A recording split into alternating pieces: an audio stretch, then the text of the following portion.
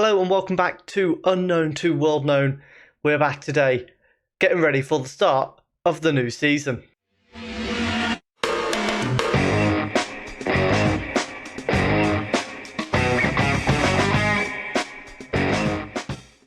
However, there's a bit of a twist. We are no longer at Everton, we have joined Manchester United. The reason for that being, we'd won the Premier League with Everton, and the Manchester United job came up. That's it.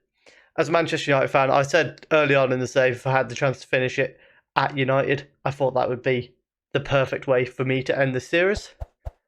It didn't come up last season. This year, it has. So that's exactly what we're going to do. So, in a move which is sure to spark plenty of heated debate, Andrew Page has left Everton to join Manchester United. Page arrives with a record of 394 wins, 118 draws, and 116 defeats in his career, as well as 5 league titles and 7 cups. Page will be managing one of his favourite clubs, and the significance of this appointment will certainly not be lost on either him or the team's supporters. I will face pressure to bring immediate success to Old Trafford, having stepped up from my previous standing to take sole charge, and will need to hit the ground running if I'm to win over those who believe my appointment is a questionable decision. How very rude of them. Joe Peterson, Leighton Baines, Paul Grayley and Matthew Hawkes will all join me in making the move from Everton, while John Murto, Paul Brand, a bunch of other people are leaving. Page, who lists Inter Milan and Everton amongst his former employers, brings a wealth of knowledge and top-level experience to his new role. Page has earned himself a reputation for signing players under the age of 23 and appears to be a great fit for the club's current vision at Old Trafford. It has picked up that I prefer to play the 4-2-3-1 narrow formation. That may well change here, and of course, we will be facing Everton this season. We are predicted to finish first despite finishing 4th last year. Of course, 27 league titles for Manchester United now, as they've won a number of them in recent years. They're now up to 7 Champions League trophies as well, and up to 15 FA Cups. The favoured lineup, according to, if we were to stick with the 4-2-3-1 narrow, has Castos in goal, Pinho, Cal Cesar, Kone, Makelele, Skolin, Orlov, Mazuela, Chacon, Zaros and Mbappe. Obviously, we'll be looking at what we're going to do moving forward. Based on what I've seen, we're probably not going to stick with the 4-2-3-1 narrow. We'll have a quick look at some of the squad depth. So goalkeeper, we've only got 2 average goalkeepers, which is a bit of a concern. 4 great right backs, 1 great left back. Only 4 centre backs, which is again a bit of an area of concern. Strikers, we have an absolute abundance of, however.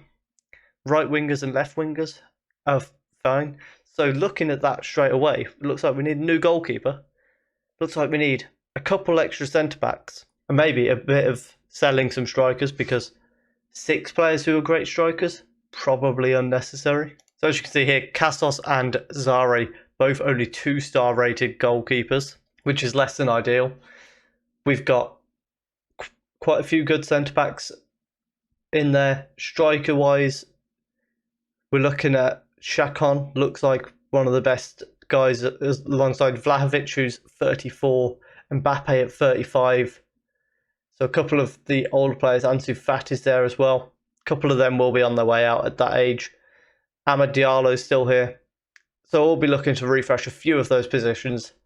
We will be back with the opening game of the season, which is going to be against West Brom. And then we've got Everton. So unfortunately, we won't get the Everton game in this episode. We'll come back for a little bit of a roundup of what we do transfer-wise and that game against West Brom. Days, years and eons have passed since the first half of this video was recorded. So I don't know exactly what we got up to. However, what I do know is we've had a few ingoings and outgoings since you were last with us. Zare left, our backup goalkeeper.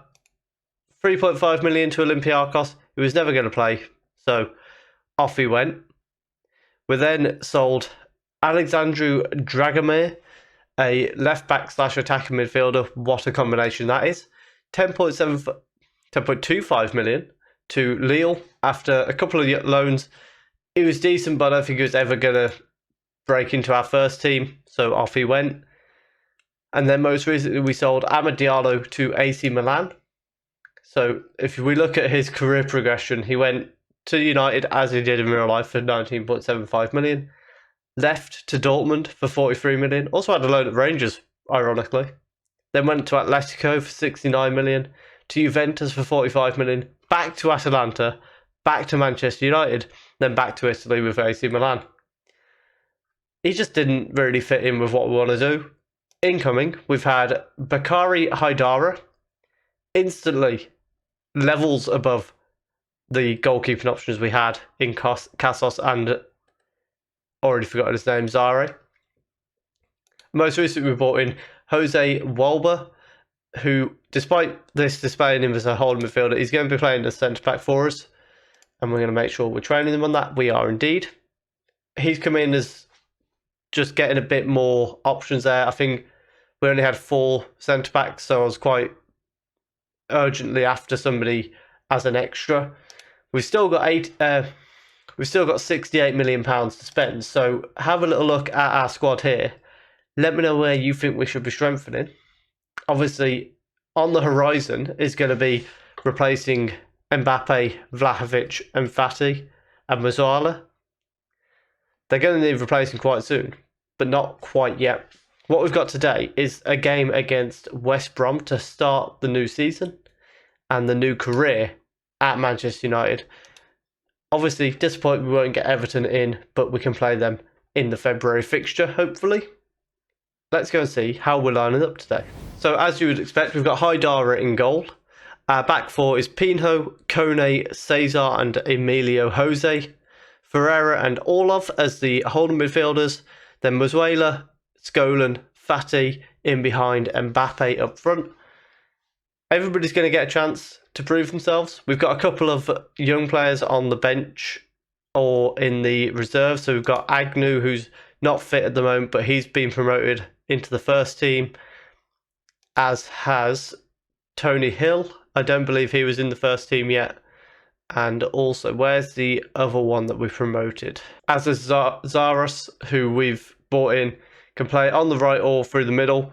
He's not quite as good as Agnew is expected. We've also got Tadu Antonio, who's been promoted. These are all guys that I'm hoping to see. In fact, we'll put him on the bench.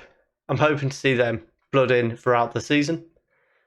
But of course, let's see if we can get a win to start off our Manchester United career.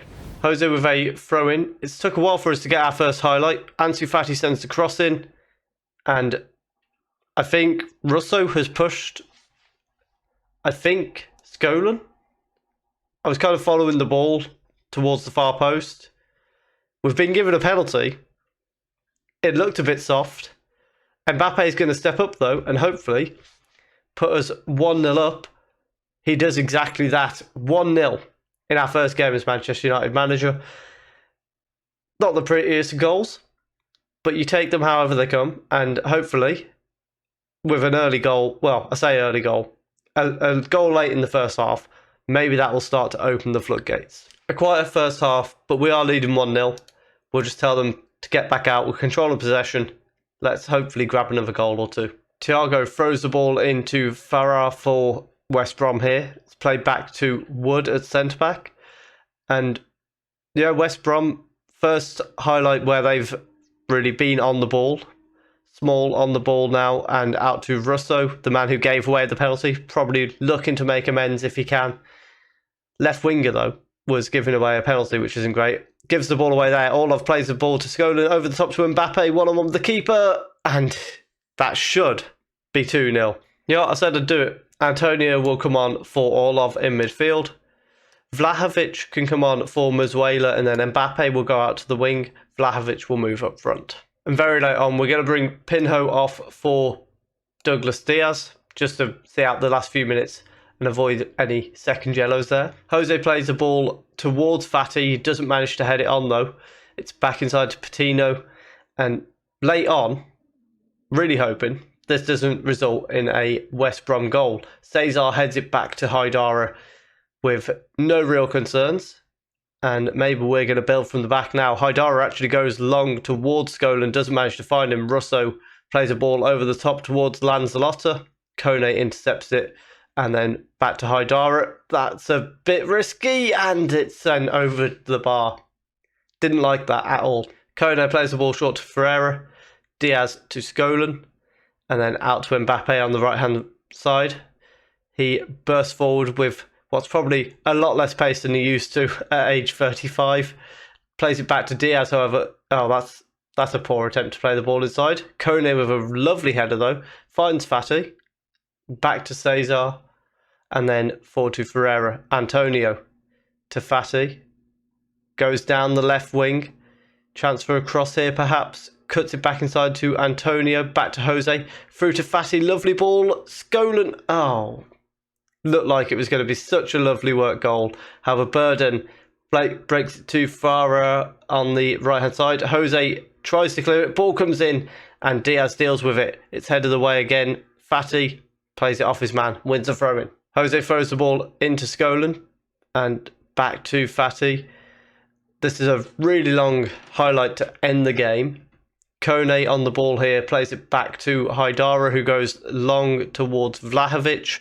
Nods it back inside to Skolan, one-on-one. Oh, he tried to chip the keeper and the defender got a block on it. Burden plays the ball over the top to Lanzalotta.